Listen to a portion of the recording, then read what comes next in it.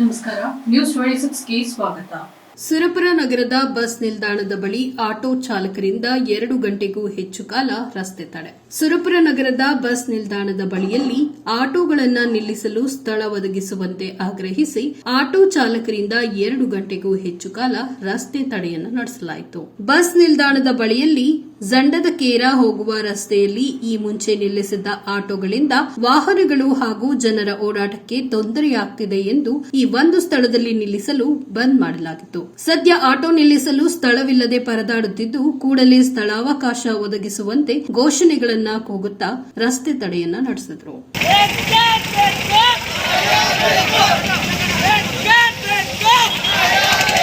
ಸ್ಥಳಕ್ಕೆ ಸುರಪುರ ಠಾಣೆ ಪಿಐ ಆನಂದವಾಗ ಮೋಡೆ ಆಗಮಿಸಿ ಸ್ಥಳಾವಕಾಶ ಮಾಡಿಕೊಡಲು ಸಮಯ ನೀಡುವಂತೆ ಕೇಳಿದ್ರು. ಜೊತೆಗೆ ಬೇರೆ ಕಡೆ ಎಲ್ಲಾದರೂ ಸ್ಥಳವನ್ನ ಕಲ್ಪಿಸುವ ಭರವಸೆಯನ್ನ ಕೂಡ ನೀಡಿದ್ರು. ಇದನ್ನ ಒಪ್ಪದ ಚಾಲಕರು ಪ್ರತಿಭಟನೆಯನ್ನ ಮುಂದುವರೆಸಿದ್ರು. ತಾತ್ಕಾಲಿಕವಾಗಿ ಬಸ್ ನಿಲ್ದಾಣದ ಕಾಂಪೌಂಡ್ ಬಳಿಯಲ್ಲಿ ನಿಲ್ಲಿಸಲು ಅವಕಾಶ ಮಾಡಿಕೊಡಲಾಗುತ್ತಿದ್ದು, 2 ದಿನಗಳಲ್ಲಿ ಸಮಸ್ಯೆ ಪರಿಹರಿಸುವುದಾಗಿ ಭರವಸೆಯನ್ನ ನೀಡಿದ್ದಾರೆ. ವರದಿ ರಾಚಪ್ಪ ಎಸ್ ಕುಂಬಾರ್, ನ್ಯೂಸ್ 26 ಕನ್ನಡ, ಸುರಪುರ.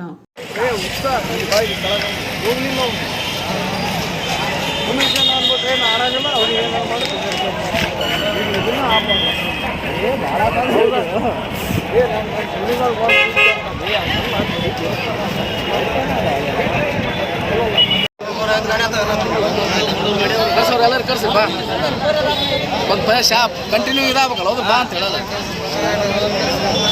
ಏನು ಜಾಗ ಮಾಡ್ಕೊಂಡು ಮಾಡಿ ಹೋದಲ್ಲಿ ಈಗ ನಾಲ್ಕು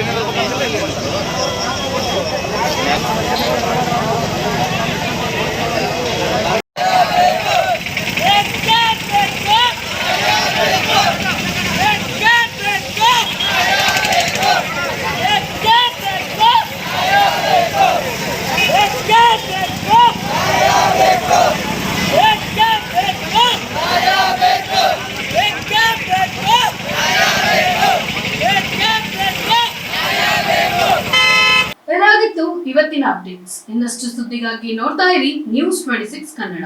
ನಾವು ನಿಮ್ಮೊಂದಿಗೆ.